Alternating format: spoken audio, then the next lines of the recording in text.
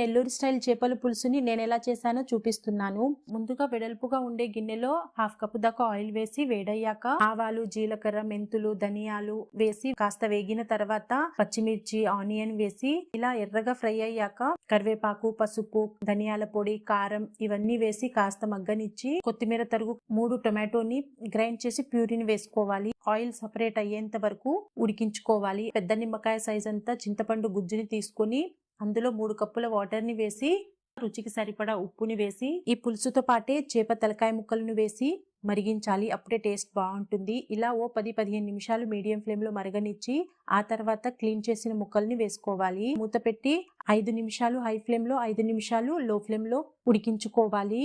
ఆ తర్వాత హోమ్మేడ్ గరం మసాలాని ఓ స్పూన్ వేసుకొని కొద్దిగా కొత్తిమీర తరుగు చల్లి మరొక నిమిషం ఉంచి దింపేయాలి. వీడియో నచ్చితే లైక్ చేయండి, మన ఛానల్ ని సబ్స్క్రైబ్ చేయండి. Thank you.